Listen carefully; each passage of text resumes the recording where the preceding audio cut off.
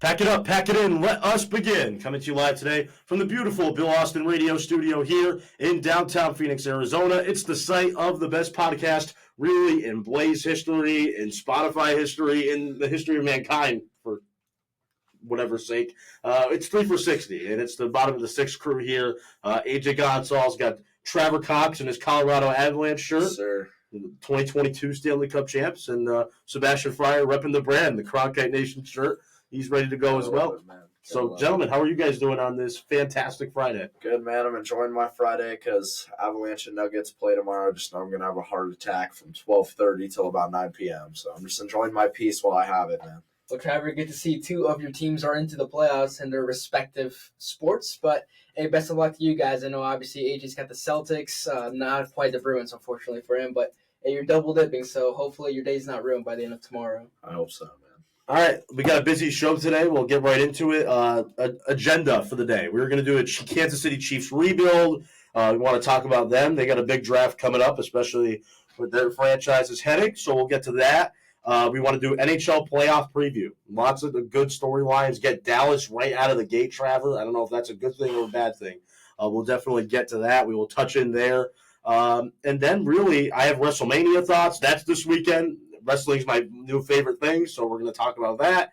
And we'll see where it takes us from there. Maybe we get into some other topics, and just maybe we don't. Maybe we'll do a top 5 this week at a position. So why don't we do that and start with the Kansas City Chiefs. So we'll do the 31st rebuild, actually, for our rebuild series. The Chiefs coming off a Super Bowl loss. Once again, AFC champs. May seem like an easy rebuild or a hard one, considering the fact that they have a rebuild offensive line now. They're going to have to rebuild it through this draft. So we will see. I'll turn it over to the experts. Gentlemen, let's rebuild the Kansas City Chiefs.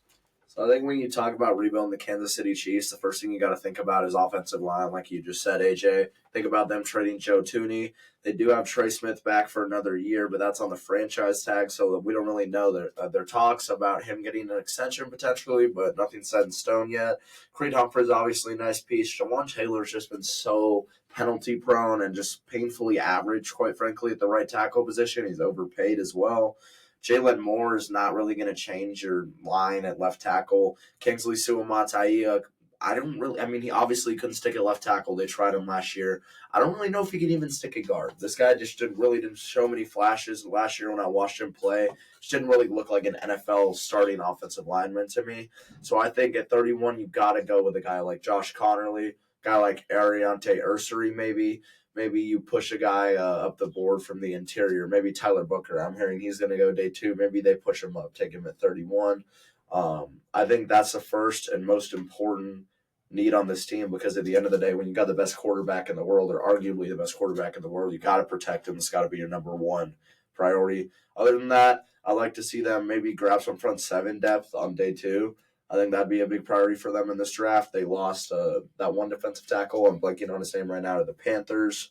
They lost a couple linebackers. So I think they definitely need to shore it up, but they're good at drafting. They'll probably figure it out. I'd also probably target a safety if I could, if I were them. Day 2 probably.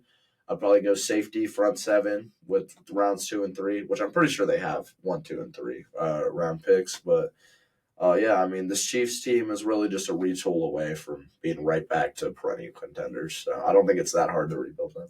Well, I think the big thing about the Chiefs right now that we're all really talking about, obviously, Trevor, you just mentioned the interior offensive line. They obviously traded away Joe Thuney to the Bears, so that's a big hole you left in there. Even looking at the defensive line, you have Chris Jones there, but you can definitely use more depth. You talked about the guy left to go over there to the Panthers, so they're going to need more defensive tackle depth, in my opinion, to help out Chris Jones in there, especially with rotations. Those big guys can't play every single snap. So I think the Chiefs are honestly in a very still good spot at 31. They're going to get a really good player at that position. Like, we keep on saying all these names. There's a lot of depth in the interior defensive line, even in the interior offensive line. Some of those guys are going to fall to day 2. And I like that Toledo kid maybe for them, day 2, Darius Alexander. We're just going to be thinking, how in the world did these guys fall into day 2? So they're going to get a really good, valuable guy at 31. I see their offensive line right now. I think 4 of those 5 slots are pretty much set. Jalen Moore, they signed him from the 49ers. He's going to be their starting left tackle. That's what they signed him for. They paid him a decent amount of money as well. Jawan Taylor, they're going to have to stick with him at right tackle due to the money they also owe him as well. They have Trey Smith. He's very steady at right guard. Just don't have a very good Super Bowl, but we know he's a very good football player. Creed Humphrey, enough said about him. He's an all-pro, amazing center for them, great draft pick. And obviously look at the left guard spot. Right now is Kingsley Suamataia. He's right there slotted to start at left guard. That's probably the one spot they want to address pretty early on in the draft, whether it's a left side in general. Except, well, I think they signed Jalen Moore. They paid him pretty good money. He's going to be their starting left tackle. They just paid him too much money, so he's going to be their starting left tackle no matter what. So left guard's the spot they really want to focus and narrow in on. Maybe if Greg Zabel somehow fell to them, or Tyler Booker somehow fell to them. Maybe I think Booker could for sure. Exactly. If the Chiefs maybe want to be aggressive, they could maybe trade up into the mid-20s to grab one of those interior offensive linemen, or you could also trust the depth in this draft class and maybe wait until day 2 to grab a maybe starting caliber level player in the interior offensive line and maybe start exactly and maybe start out some type of battle. But to be defensive around Suamataia, he's a guy that when they drafted him last year, I believe he came out of BYU. It was a big project, and that's what I kept hearing about him. He's got a lot of tools, he's got a lot of talent, but just very, very raw. You're gonna have to develop this guy. So maybe the Chiefs want to stick with him. He was even mocked to being back into the first round in some mock drafts last year. So this guy's got plenty of talent. Maybe the Chiefs want to develop him somehow. Maybe he can develop himself into a starting caliber offensive lineman. But, looking at the rest of this team and digging into it, running back's a position they're going to have to address. I don't think Isaiah Pacheco's probably the answer. Kareem Hunt's not going to be the answer. So you could look at probably day 2, maybe early day 3, but I think day 2 you can get a really nice running back in the back end of the second round. There's plenty of depth at that position. The rest of the defense, they definitely could use another cornerback alongside Trey McDuffie as well. Once again, I think that could be a sneaky pick at 31. If they really like one of those cornerbacks, I think they could grab him. You look at the secondary, Justin Reed, he's no longer there. He went to New Orleans, so, could they maybe want to replace him with someone else? Maybe a Malachi Starks, Nick Emmanwori. So there's plenty of spots I think this Chiefs team could go. I think we've locked down in most of our mock drafts at taking maybe Connerly at 31, but I really do believe there's going to be plenty of talent, and the Chiefs could really attack this team in many different ways with that pick, and I think there's really no wrong pick for them to make at that point. Whether they even get a Kenneth Grant from Michigan to play alongside Chris Jones, I think those could all be steals for them. Scary. Exactly, that's really scary. Trey Amos, Maxwell Harrison, Malachi Starks, Nick Emmanwori, or whether maybe Tyler Booker. That would be a big-time steal, in my opinion, at 31 as well, with the talent that guy's got. So don't even see crazy. I don't think they'll probably go back to running back due to the Clyde Edwards-Helaire a couple years ago. They may be a little bit scared of drafting a running back once again round 1. But really, this Chiefs team could definitely attack it in many different ways. I look at this Chiefs team and I say this. I say Patrick Mahomes is one of the best QBs of all time. He's probably number 3 on my list.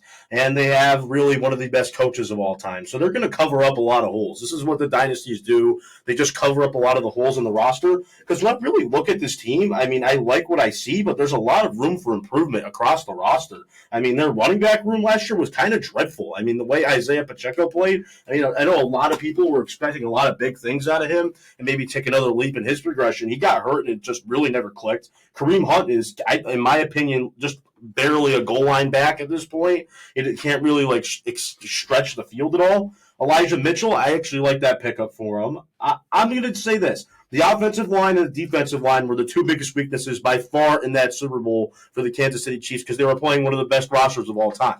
So I think they're going to go and address that. I think there's plenty of other ways they can go about it too. I would definitely take a running back in the mid-rounds from the Chiefs. There's plenty of them. If they get a guy like R.J. Harvey in there, they get a guy, the Tennessee kid. There's a lot, Dylan Sampson. There's a lot of different ways they can go in this draft. I would like them to get another D tackle as well. Chris Jones felt like he was alone out there in the Super Bowl. They didn't really have anything next to him. And I think that's the big thing they noticed as well. And the teams that actually just ran the football on the Kansas City Chiefs did pretty well.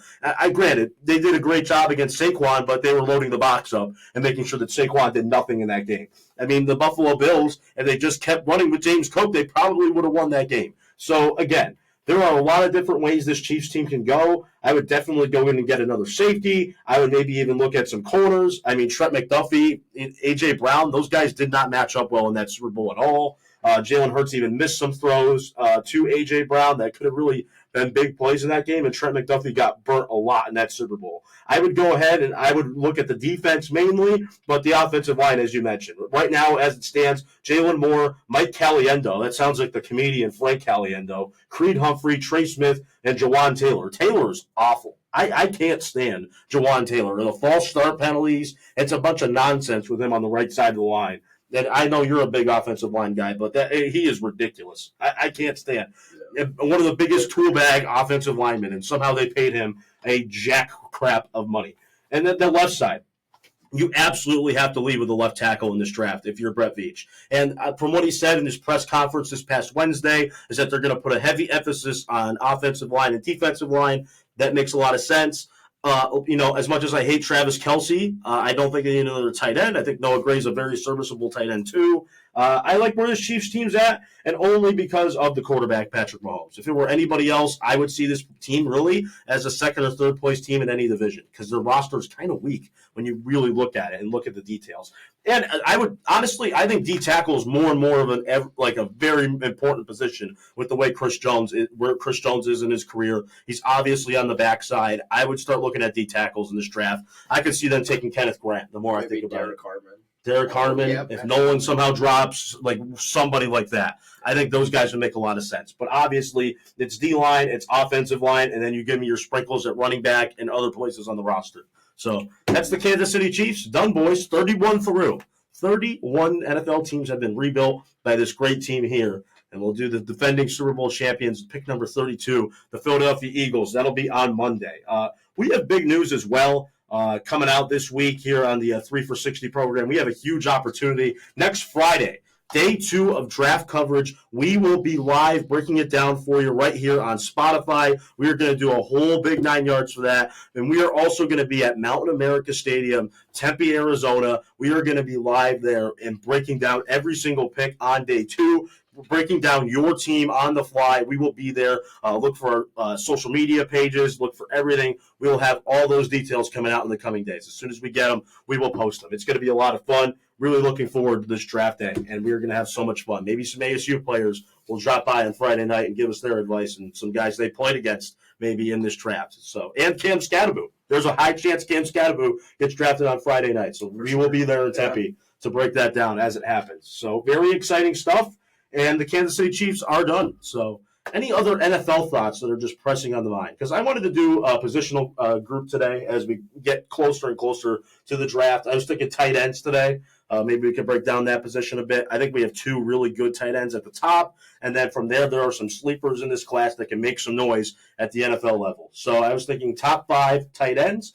I'll go first. I think Tyler Warren is the easy consensus tight end 1. I don't think there's much discussion, whether that's pass blocking, run blocking, making plays down the field. He's a Big Ten tight end. You can tell. I think he'll be a good asset for any team. If the Indianapolis Colts get him at 14, like we've mocked now, I think 3 times in all 3 of our mock drafts, that would be a huge get for the Indianapolis Colts and an offense that really hasn't had a tight end in what feels like since Dallas Clark. So I think this would be a huge upgrade for the Colts if they can get Tyler Warren there. But I think he's going to be a haymaker anywhere he goes in the NFL. I could definitely see teams trying to trade up too. That pick 13 with Miami, I could definitely see a team, if Tyler Warren's on the board, making a phone call, trying to get up for Tyler Warren. He is that good. I think he's going to be a great player. If I'm the Patriots, honestly, if we trade down and they can somehow, trade down back in the draft, a team like San Fran wants to go move up, I'd be cool with taking Tyler Warren. I really would. I think he can be a great playmaker for Drake May. You can pair him next to Hunter Henry, but I'm in fantasy land. I'll stick to the tight end.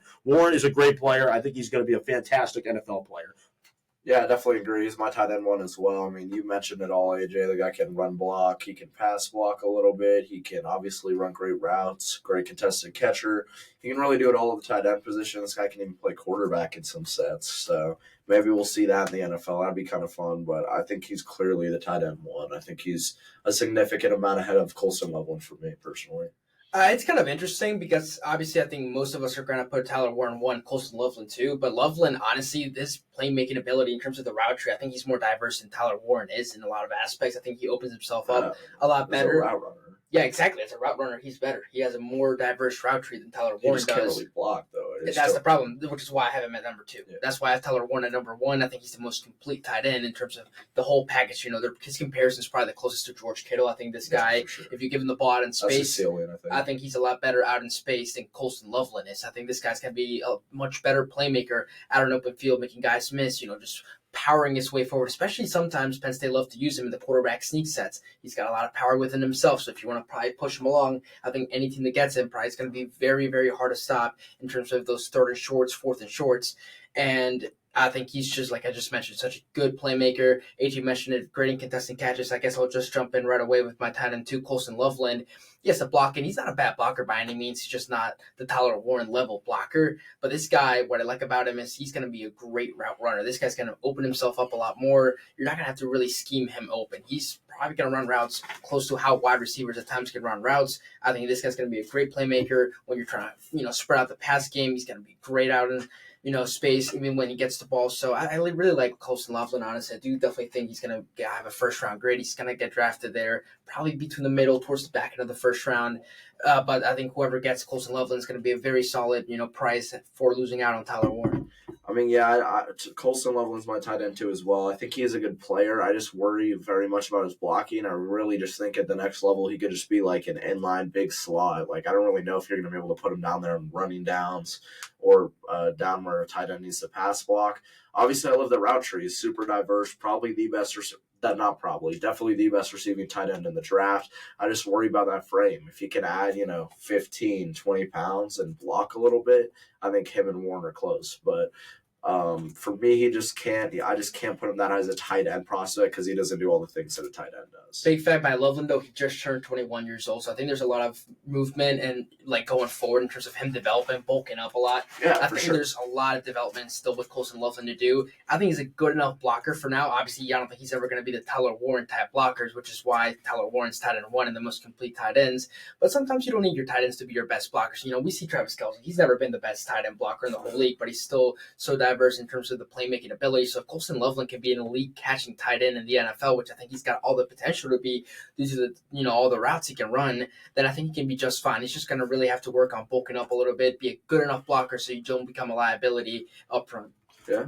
I think he's going in the first round. Tyler Warren. Colston Loveland is my tight end too. I think he can be a big-time player. As you were saying, when he gets open in space, he's very elusive. He breaks defenders, unlike really anyone in the class outside of Warren.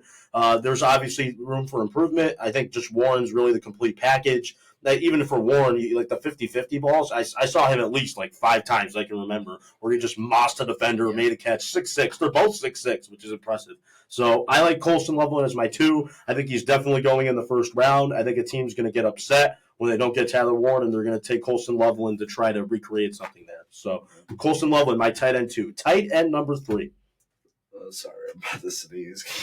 Yeah, so for tight end 3, I think a big difference here is kind of where my next tier of tight ends go. I think the true starters and true tight end ones I see in this draft class, obviously Tyler Warren and Colston Loveland. After that, I think you can definitely go a different variety type of ways. We obviously have Elijah Arroyo from Miami. We have Mason Taylor out of LSU, Terrence Ferguson out of Oregon, Harold Finnan out of Bowling Green. I know Aiden Bernstein's got a different opinion on Harold Finnan Jr., or even Gunnar Helm out of Texas. I think he's a very solid player as well. Gunnar Helm went to my high school. Exactly. So I'm probably going to go with Elijah Arroyo. There you go, Trevor. Elijah Arroyo to be my tight end 3 out of Miami, a guy that can just be a pure receiving tight end. So if you need someone to go out there, make some plays, maybe some substitutions, a good tight end 2 when someone needs to break, or you can put him out there in packages with your tight end 1. He's not going to be a liability in terms of trying to get open. I think Elijah Arroyo can do just that. We saw that last year playing with Cam Ward. Obviously, in Miami, he made a lot of plays out there for him. So, yeah, this guy probably doesn't have the ceilings that Tyler Warren and Colston Loveland have. But in terms of his playmaking ability, I think this guy, as just a pure pass catching tight end, I think can be very valuable for a team that probably looks to maybe draft him in maybe late day 2, maybe round 3. Yeah, I definitely agree with you there. I think Arroyo's a great player, but I'm going to go a bit of a different direction. At tight end 3, I'm going to say Terrence Ferguson out of Oregon. I just like him as probably one of the most well-rounded tight ends down the board. I feel like he can do a little bit of everything. The blocking isn't all the way there, but I think he has the frame to have it there eventually, and he is also a great receiving threat. Was all his years at Oregon, so. I'm going to go Harold Fannin Jr., the Bowling Green tight end. I'm a big fan of this kid. I think he's going to make some hay in the NFL if the landing spot's good. I don't think this is a first-round tight end. I think he's a mid-round, day 2 type of guy, a guy we will be in Tempe talking about. I think he can, if he goes to the right team, if they use him properly, I think he can be the real deal at the tight end position. I like his size. I like the strength there a bit. He's a solid guy. I think he can, make plays. I mean, this guy is from Canton, Ohio. This guy just eats, sleeps, and breathes football, in my opinion. His route running's awesome. There's some things that definitely concern me there with him. He's an undersized guy, I guess, if you could say that, for his position. There's some strength issues as well from what I've heard about this kid, but I think overall this guy is going to be an absolute steal if he goes to the right position. So I'm going to go Harold Van Jr. as my tight end 3. Tight end 4. I'll get right into it. My tight end 4 is Mason Taylor from LSU. I think he's a really great all-around player. We've seen him come through in big moments for LSU when they've really needed him to. He's a great route runner.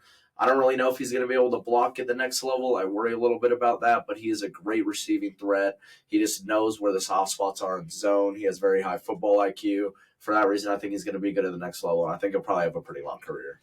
I'll probably go with Harold Fannin Jr. here at number 4. The way he just gets off the ball, I think he's very quick, and he can be definitely a nice little playmaker. Maybe if you want to compare him a little bit, maybe Isaiah Likely, who went a little bit deeper in the draft later on. A guy that could just come out there. Where was Isaiah Likely? Where did he go to college? Coastal Carolina. Oh, okay, so group of 5. Yeah. Exactly. So you can definitely compare him in terms of a playmaker. If you want a guy that just gets off the ball quickly, like I just mentioned, I mean, this guy's not even 21 years old. So, only at 20.7 years of age, 6'4", 230. So, yes, you definitely can get a little bit concerned about the weight. You see all these guys up here. Mason Taylor out of LSU, 6'5", 255. Terrence Ferguson, 6'5", 255. But I think this guy, once again, these younger players, you can bring him into your weight room. You can bulk him up. You can get him into your system. And I think maybe they won't make a big-time impact right away, but they can definitely develop for you into something, maybe in year 2 or year 3. I think Harold Fannin can do just that. He's going to bulk up. He's going to be a much better, much bigger blocker in the future. So I think the development is going to be there, but I think instantly he'll be a good enough guy to be your tight end 2 once again, next to someone that's your consistent tight end out there. They can just go out there, run the routes freely. You don't have to worry about him as a pass catcher. And once again, I think the big thing about him is just his athleticism. He gets off the ball really quickly, and even after the catch, he can definitely make some fireworks happen as well. If you have a pass-heavy attack, I think Harold Fannin Jr. can definitely fit into it right away. Yeah, I definitely agree. He's my tight end 5. I feel like, in terms of yards after catch, he's definitely the best receiving option in this draft class. He's absolutely explosive after the catch. I worry a little bit if it's going to translate because he was in group of 5, but, I mean, you don't just go for 1,500 yards and 10 touchdowns. I mean, it's a Division I football. It's FBS, so if Gray Zabel can go in the first round, I think this guy could go high, maybe day 2, early day 2, I think is probably his ceiling. But I think, like you said, Sebastian, if a team grabs him, he could be a great complementary receiving tight end, or maybe just maybe he could be the tight end 1 receiving, and you have a blocking guy to complement him as the 2. I like him as a player. I really do hold the best for him, but I just worry a little bit coming from a group of 5 conference. I feel like it might be a bit of a power shot coming to the NFL. I would take Garner Helm as my tight end 4. He's kind of like my ride or die this year at the tight end position in this draft class. Shout out Cherry Creek High School. Oh yeah, I think he's going to be a good tight end. I mean, his route tree does need some work there from what I've seen. He's got great hands. Like every time Texas needed a big catch down the stretch, he made that big catch. He made the big play for him. And the SEC is starting to really build a good track record of producing NFL-like tight ends. I think Gunnar Helm is going to be a solid piece. This is a day 3 guy, and I think he's going to go, and be a solid player for somebody, especially with the late round pick. So he would be my tight end 4. So you already said your tight end 5. Yeah, I'll dig into my tight end 5 right away. I'm going to go Gunnar Helm as well here. So, you get this guy. He's nearly about 22 and a half years old, but he's got the frame 6'5", 250.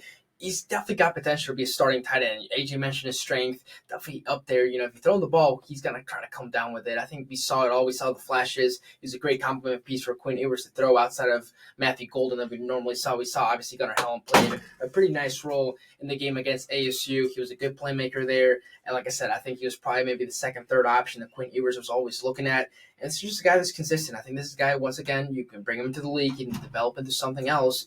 you definitely could have a starter in your hands. That's kind of what I'm taking with Gunnar Helm. I just think his ceiling's going to be higher than other guys, maybe like Terrence Ferguson or Mason Taylor. I think it's very close once again. If you get out of the first 2 tight ends, I think you can really make a case for a lot of different guys to go 3, 4, 5, even 6, 7. But I think Gunnar Helm, just because of that little bit more of a higher ceiling, is why I have him at tight end 5 instead of guys like Mason Taylor and Terrence Ferguson. Yeah, so let's talk about my tight end 5. I have Elijah Arroyo, and the only reason is the injury history. And I think that's going to hold him back on maybe some of the other teams' boards. I mean, the measurables are all there. I mean, his height's great. I mean, 6'5", it's exactly what you want to see. His hand's almost perfect, too.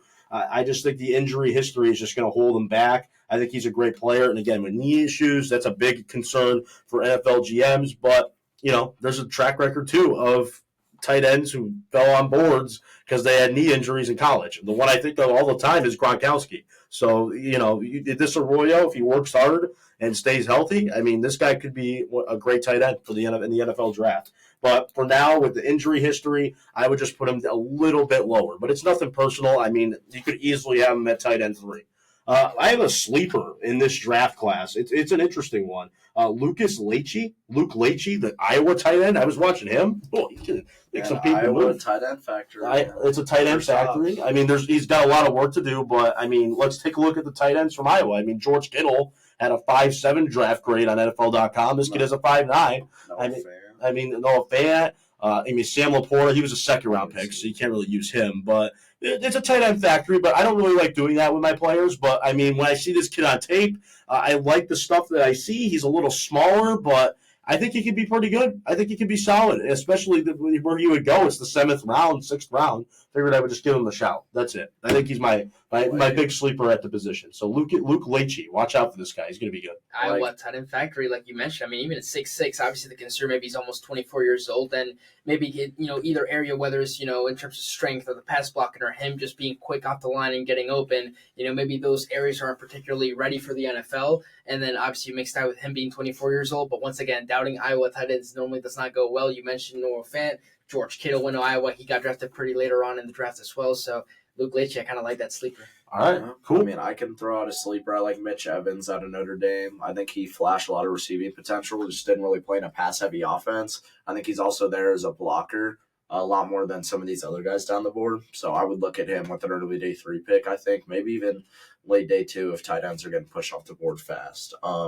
Another sleeper is Jake Bringingstool out of Clemson. I think he has a lot of potential to be a guy like Colson Loveland, not necessarily play inline tight end, but I think he could play like a big slot receiver, match him up, be an absolute matchup nightmare for linebackers on opposing teams.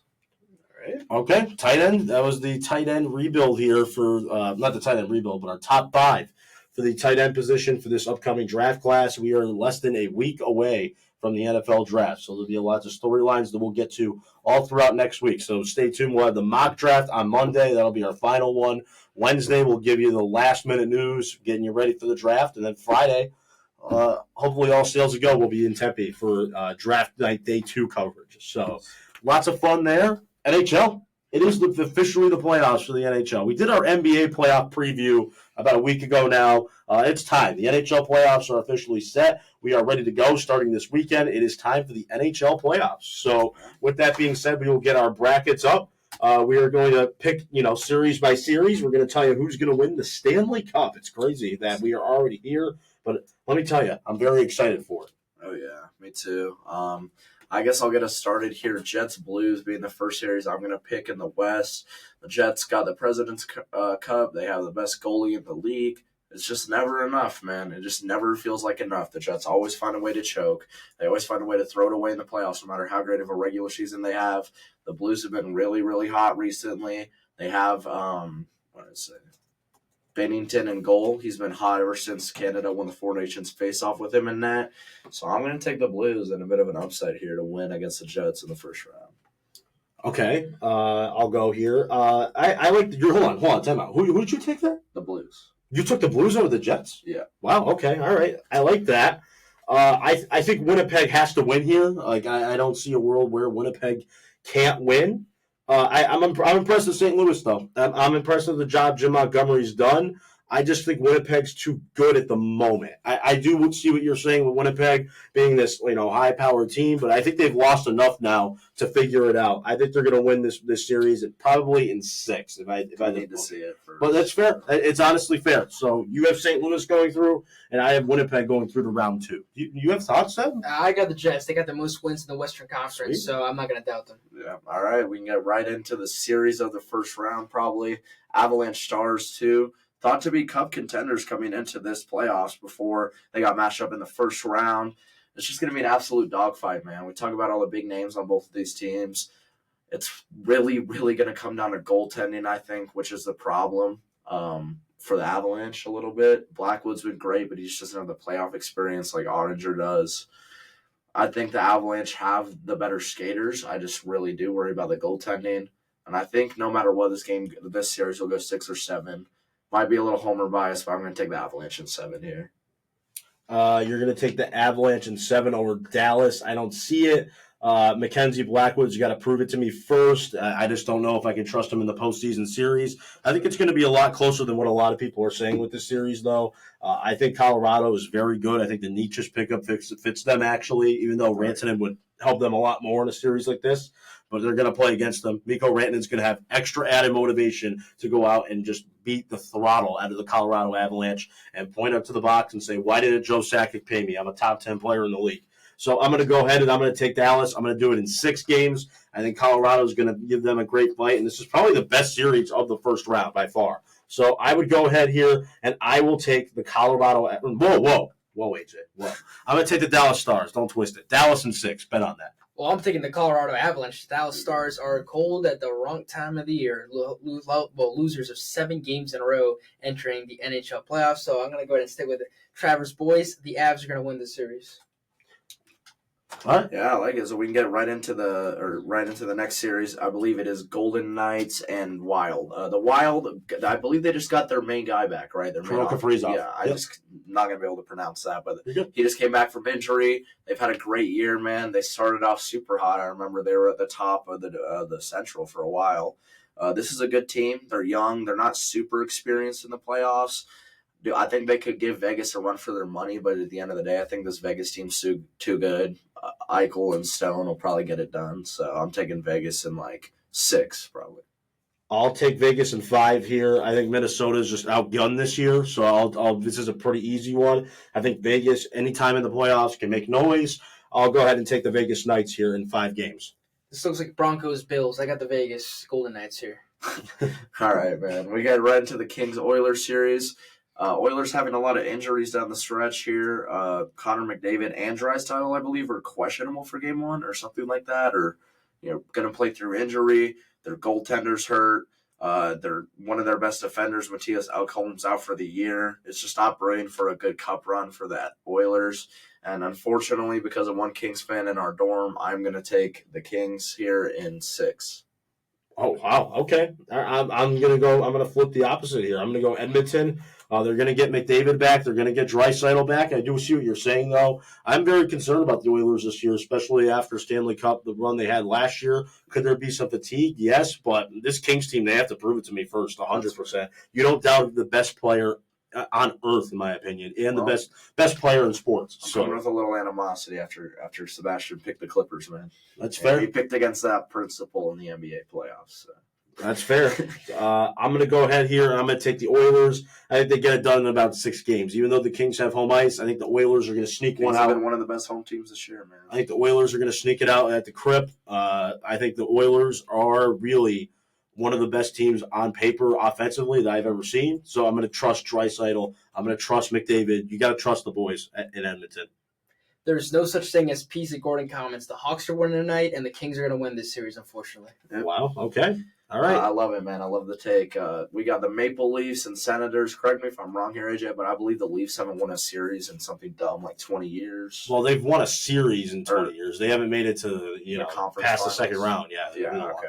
Yep. Austin Matthews, obviously a great player. Ottawa's got one of the Tkachuk brothers, I believe. I don't really know much about this, to be honest, so I'm just going to take the higher seed in the Maple Leafs. And I'm going to go Ottawa in 7. I think Ottawa is my dark horse team here in the Stanley Cup playoffs. I think Brady Tkachuk is an absolute absolute unit out there for the Ottawa Senators. They have the physicality, they have the toughness, they have the veteran leadership with a guy like Claude Giroux. I'm going to go ahead and take Ottawa in 7. I think the Toronto Maple Leafs are going to have so much pressure on them to win this series, and a team like Ottawa, who can just be physical and outplay them, is going to find a way to win. The only way Ottawa can have this up is if their goaltender Linus Ullmark has a bad series. But outside of that, I'm going to go ahead and I'm going to take the Ottawa Senators. Sens over Leafs. I was going to say, I actually do remember they traded for Ullmark this offseason. I'll take the Leafs, but I'll do it in 6. I think Ottawa will definitely give them a run for their money. Austin Matthews got this, guys. Come on. Maple Leafs win this one.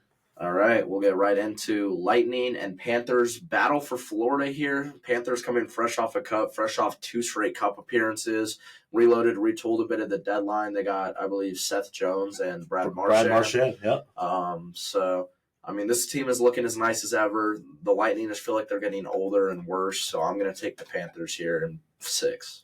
Okay, yeah, I'll go Panthers in 7. I think this is the best first-round series out of any of them. It's one of them, yeah. I think with the rivalry here, the in-Florida rivalry, I think Florida is actually better this year than they were last year, which is crazy to say because they won a Stanley Cup. But when you add a guy like Brad Marchand, it just makes you almost unfair and really a tough team to beat and a tough out. I'm going to go Florida in 7. I think Tampa Bay, the addition of Jake Gensel, has been one of the best additions really in some time in hockey, like going from Stamkos to Jake Gensel. That made a lot of people hated that at the time. I didn't. I thought they deserved props for that. They got a younger, lesser version of Stamkos, but it was going to work out. So I'm going to go ahead here. I'm going to take Florida in 7. I think it's going to be a good series, but at the end of the day, Florida's just going to be too good and too physical for Tampa to win this series.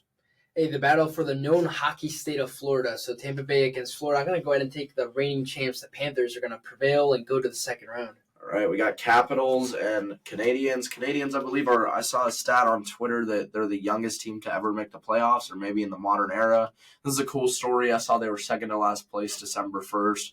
But let's be real. They don't have the players. They don't have the experience. They don't have the coaching to beat the Capitals. So I'm going to take the Capitals in 4 or 5 here. This is a tough one.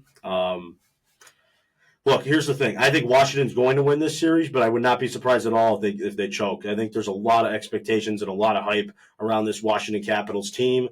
I think Montreal is just the type of team to do it. I think they're a little too young to do it, though. Yeah. So I'm going to go ahead here. I'm going to take the Capitals in 6 games. I think the Capitals, the addition of Leonard, I think that's going to help them a lot. They're going to be even more physical. Guys like Tom Wilson, big Russian team here. And Ovechkin's going to absolutely score. He's going to annihilate the Canadians in this series. So I'm going to go Capitals in 6. All right, we can get into – Whoa. Oh, sorry. Respect. My fault, brother. Ovechkin's going out on top. Capitals are winning. Well, he's not going out this year, so that's the thing. What, we don't think he's retiring? He has said he is not retiring. Oh, he's wow. going to come back next year. Changes my pick. Yep. What? Changes your pick? Oh, no, not in this series. I got the okay. Capitals. Okay. All right. Hurricanes versus Devils. Devils are banged up. No Jack Hughes. I know the Hurricanes always choke, but I think they can get out of the first round, so I'll take the Hurricanes. Hurricanes in 6. No Jack Hughes. That means problems from New Jersey. I don't think they're without Jack Hughes. They're just a totally different team. I mean, he's going to be a top 10 player in the league for years to come. And without him, I can't pick the Devils over a physical, grindy team like the Carolina Hurricanes. Yeah, Jack Hughes is out. That's no good for the New Jersey Devils. I got Carolina. Man. Exactly. All right, so what do we got a second-round matchup. So, yep. Right. So I got the Blues versus the Avalanche. Blues have had the Avalanche's number a bit down the stretch, but they've just kind of had everyone's number down the stretch. And I'm really trying to see if I'm a homer or not, but I'm going to take the Avalanche here in 6 to take out the Blues with home ice advantage and move on to the conference finals. And for your series, how many games did you have it? I had 7 for Stars Avalanche. Wow. Okay. Yeah. All right. No, I was saying for the Blues and I had Blues Jets. You had Blues Avalanche, right? Yeah. If I'm not mistaken. So how many games did you have at Colorado winning it? Colorado. That's my 6. question. Oh, 6. Yeah. Okay, I'm sorry, I missed that. I'm going to go ahead here. I have the Dallas Stars taking on the Winnipeg Jets. You can give me the Dallas Stars in 7 games. There are no excuses for Dallas this year to lose to a team like Winnipeg. Even on the road, I see them getting the job done. I think Dallas is the type of team that should be in the Western Conference Final with no questions asked. So go ahead, give me the Dallas Stars to be in the conference finals over in the West, along with whoever the other representative is in the West. Hey, I love your Avalanche, Trevor, but I'm sorry, but Winnipeg's gonna go to the Western Conference Finals. Oh man, you'll learn this year, man. You'll learn. So I got the Knights versus the Kings here. I just think the Knights are probably have more high-end talent. They have the better goalkeeping. They have home ice as well. Seems like the Knights always find a way to make a deep playoff run, so I'm going to take them over the Kings here in 6 games. I have Knights and Oilers. I'm going to go Knights in 6. They're just bigger. They're stronger. I think McDavid and Draisaitl, that's a lot of speed and a lot of scoring, but I don't think it's going to mesh well when they play a big, physical, grindy type of team like the Vegas Knights who can also score. Yeah. So, and I think the coaching it's not even close. I think Bruce Cassidy destroys whatever Edmonton has as a quote-unquote coaching staff. So I'll go ahead here. I'm going to give me the Vegas Knights to win this series. I think they're going to do it pretty convincingly, and they are going to be the team that finally finds a way to beat out and just, beat up the Edmonton Oilers as Florida did last year. Vegas is going to do it in 6. All right, man. I'll move on. I'm sorry. Trevor, I keep doing it to you, doing? man. I keep doing it. No, actually, I'm sorry. All right, sorry. March Let's hear Madness. some in-depth analysis here. March Madness was chalk. The Western Conference is chalk as well, boys. Golden Knights are going to the Western Conference Finals to take on the Jets. Best versus best. I like it. That's a great pick right there from hockey expert Sebastian Fryer. We'll get into the Eastern Conference here now. I have Maple Leafs Panthers. Maple Leafs versus Panthers in this matchup. I'm going to take the Panthers. I trust the experience. Seems like the Leafs just can't get out of the second round. Kind of like a basketball team that someone in here is a fan of. Seems like Austin Matthews might just be the Joel Embiid of the NHL. I'm gonna take. That's my comparison. I was gonna say that. No, I'm gonna take the Panthers in 7 here. I think it'll be a great series. I have Senators and I have Panthers. That's an interesting one. So I'll have the Battle of the Kachucks in the second round. Oh yeah, that'll be it. That would be an absolute movie. I would go ahead and I would take the Florida Panthers in a series like that. I just think the Senators are too young at this point still.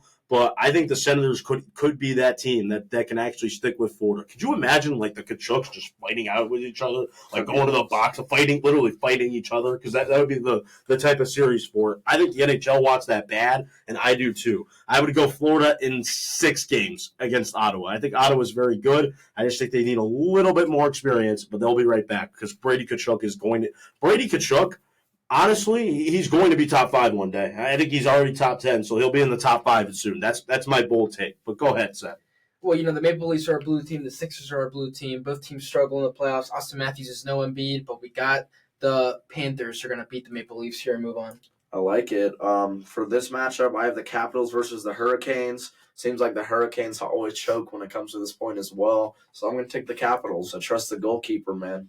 Shout out Darcy Kemper. I'm actually the opposite. I don't trust Darcy Kemper at all. I do, man. We won that cup with him. Yeah, that's the thing. Like, he played on that was a great team. Yeah, that's a great team. That's true. That's true. I mean, I don't think we won it because of him. I think he was like it's the Jalen Hurts. So I would go ahead. That's a good NFL comp right there. So I have Capitals and Hurricanes here. It's tough for me. I would go Hurricanes in 7. I think the Capitals, it's Ovechkin's DNA, unfortunately. It's just the whole first number 1 seed, and I've seen the movie too many times. I think Carolina this year, like it has to happen. Like it just has to happen. Like they have to win a second round series. Like this has to be the year for Brendan Moore and those guys to just go in there and win a series. And I think this is the type of team to do it against a Capitals team that's really in a retool and it's been the darling of the NHL. I think the Hurricanes are going to find a way to upset the Capitals and move into the conference final. I love it, man. Hey, Ovechkin against the reigning champs. It will happen. Give me the Capitals to win this one. All right. I'll get into my Western Conference Finals, Avalanche versus Golden Knights. And as one of my favorite analysts in all of sports says, a guy that really, got me here today, I wanted to do this because of him. Kenny Beecham said, sometimes you just got to put your analysis aside and be a fan. I'm taking the Avalanche in 6 games to beat the Golden Knights. Okay, so I have Dallas and I have Vegas. Wow, that's an unbelievable series. So if I'm going to say Dallas is like there's no excuses, I'm going to bet on Dallas to have no excuses, even though Jason Robertson's already hurt. But at the same time, I think Vegas is a brewing dynasty in the NHL. I think they're going to be that good with the general manager, the ownership, and the head coaching they have. This is the toughest series by far for me to pick. I could really flip a coin and go either way. I'm going to go Dallas just because it has to happen. Like, it has to happen for Dallas. There's no other way around it. Like, Jake Ottinger has to be this elite guy, this elite goaltender that everyone's talking to me about. Mikko Rantanen has to be able to play for this Dallas team. Jason Robertson has to be able to step up. Miro Heiskanen has to stay healthy and step up to the plate. And they get Tyler Seguin back, so a veteran in the locker room. This team should win. They should win the West. I don't really see how they don't. If they don't, colossal failure. If they go out and they get Mikko Rantanen and they somehow don't make it to the Stanley Cup final, that's a failure in my eyes. So I'll go ahead and I'm going to take Dallas, and I'm going to act like it's not going to happen. But it probably will, knowing my luck. Yeah, I got the Vegas Golden Knights moving on here. I think they got a very nice squad. So I like it. They're going to go to the Stanley Cup. 3 different people teams out of the West. I'll get into my Eastern Conference Finals, Panthers versus Capitals. I'm going to take the Capitals here in 7. Keep the storyline alive. Alex Ovechkin having a record-breaking year. Maybe he can keep the dark magic going on into the Stanley Cup. I have Panthers and I have Hurricanes. I'm going to go ahead here and I'm going to take the Florida Panthers over the Carolina Hurricanes in 6 games. I think the Panthers are too good. So I have my Stanley Cup final, by the way, is Panthers Stars. I got Capitals against the Knights in the Stanley Cup final. I think that's going to be Ovechkin against one of the Bruin dynasties, like you just mentioned. Just Eichel, man. Let's just say Jack Eichel. Jack Eichel, man. Yeah, that's Great their guy, player. man. Great yeah. player. All right, I'll get into my Stanley Cup prediction. As I just said last time, man, I'm taking the Avalanche in 7 here. I really do believe in this team. I believe in Blackwood. I understand he's a young tender. I think Wedgwood's a really good number 2. They've both been phenomenal ever since the Avalanche traded for them. I think we have I don't play for the team. I think the Avalanche have a lot of depth now. I think the general manager has done an absolutely phenomenal job of making the trades he needs to, bringing in Brock Nelson, bringing in Charlie Coyle, guys like Ryan Lindgren to play some tough second-line defense. I think all the pieces are coming together for the Avs this year, really put all their chips in, and I think this is the year, again, that we get it done. I think it's Panthers Stars for me in the Stanley Cup final. Really an interesting battle. A team from Florida and a team from Dallas, Texas. I'm sure the ratings are going to be sky high for this one. I can't wait to see it, though. It's a really good matchup when you look at it. Yeah. I would go Dallas in 6 or Dallas in 7. I think this is the key, okay? Florida is the defending Stanley Cup champs. They're very physical. They're very aggressive. When they put pressure on, I have never seen this in hockey really since the Blackhawks and their dynasty. It always feels like they have an extra guy on the ice, regardless of the game and regardless of the time. Like if they're in the other team's zone, it feels like they have a 6th guy on the ice. I don't know how. It's like the Chiefs having like this mysterious extra tight end on the field who's always wide open, or this mysterious wide receiver who's always wide open in the end zone for touchdowns in these AFC divisional round games. I'm like, where did that guy come from? So I think Florida is just like that, but I think the key here is Ottinger. He's the key to my whole Dallas Stars run. I think he's going to need to stand on his head, and he's going to have like a legendary Stanley Cup final to beat this Florida team. I think Florida is due for a loss, and I think it's going to happen in the Stanley Cup final. Dallas finally breaks over that hype, breaks over the hump, actually. They live up to the hype. They live up to the build. They beat Florida in 6. It'll be a good series. I think Ottinger is the ultimate difference maker. He wins the Vezina. Or not the Vezina. He wins the MVP of the Stanley Cup final, and the Dallas Stars are able to win the Stanley Cup. Crazy. So, hey, we're partying tonight. We're going to fly a kite. We're sleeping tonight. Nights in 5. I got you guys. Oh, we got Uncle Shannon in here. Uncle in here. So Uncle Fryer, man. I love the take. I love that we had 3 different champions. Yeah. That's why I love the hockey playoffs, man. It's really a total buzzsaw. Total buzzsaw. You really have no is. idea. I mean, one injury can F up the whole thing for me, too. I got to be honest. I'm being a homer here, man, but I believe in the Avalanche, man. Don't let Val out of the hotel room, though. If Blackwood, well, yeah, that's true too. But if Blackwood plays well, I can definitely see it. I'm not gonna shit on the take. If he gets hot, man, look out. So yeah, that's the Stanley Cup breakdown. Again, total buzzsaw. Anything can happen. That's why it's the best playoff series in sports. I think in American sports for sure. It's either that or the NFL playoffs for me. So we'll see. It's a total buzzsaw. It's going to be a lot of fun. So that's about it there. Wrestlemania. This is like the greatest weekend of all time. I have the Celtics starting this weekend in the playoffs. Too bad the effing Bruins couldn't figure their you know what out. And NHL draft lottery is about a month away, so I'm looking forward to that, much like you are with your basketball team. The Red Sox are a little relevant again, so I feel good there, and the Patriots suck. So we'll see what happens. But WrestleMania is just a different level. It's a different type of aura, especially when it's John Cena's last WrestleMania, man. There's just a different type of vibe to it. I just don't see how Cena can win the belt at this year's WrestleMania for night 2. I'm very excited for night 1 as well. Roman Reigns, CM Punk, Seth Rollins in a triple threat match. And then for night 2, your main event is Cody Rhodes and John Cena for the WWE Championship. It's going to be a lot of fun. So I wish I could be there in Vegas. A lot of good stuff for that.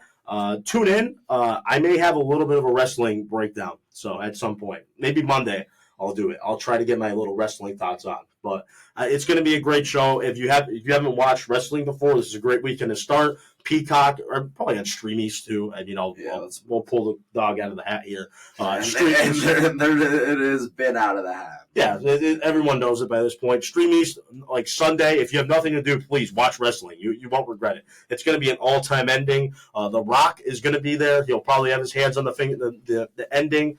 He and John Cena are on an alliance now, so it's going to be a fun one. Stone Cold Steve Austin apparently is going to be there as well. So there is a lot of good storylines here. What happens to Randy Orton? These are all the questions that will be answered this weekend at Las Vegas at WrestleMania, the showcase of the Immortals at WrestleMania. So there we go, man. A lot of fun. I will be watching that. It's awesome. And the Celtics start this weekend. So the soon-to-be NBA champs are going to play some basketball. I have a closing take now. Sure, go ahead. Trae Young's 1 for 7. Let's go Miami Heat. I don't want to have to talk about the Hawks with some certain people in our dorm for another week when they get swept by the Cavs, if they even win this game. So let's go Miami Heat. It's the play-in. It's the teams that probably shouldn't be in the playoffs that are playing tonight, but they're playing tonight. So I guess it's a little March Madness NBA playoffs type. But whatever needs to happen. Let's hope we get some buzzer winners. Hopefully for the Heat, so we can see Maddox cry. Oh, that'd be awesome. Yeah. Absolutely. Wow, way to call him out there. I mean, he knows, man. He knows. He listens to every episode. Yeah, too. I'll say it to his face when we get back, too. Okay. I'm really looking forward to the weekend. We have a great sports weekend. And baseball's on, too. Hooray! For the grandparents out there and the lazy boys who will be watching that one, falling asleep to the baseball game. So enjoy your weekend. We'll be back. Draft week is next week. We are really looking forward to it. Obviously, with what we have going on, big really plans here in the future for 3 for 60, and we're just at the start of it. So we're going to have a lot of fun. And, gentlemen, let's wrap this one up today. From Trevor Cox. Sebastian Fryer. I'm AJ Gonzalez saying so long from the desert. We'll see you next week right here on 3 for 60.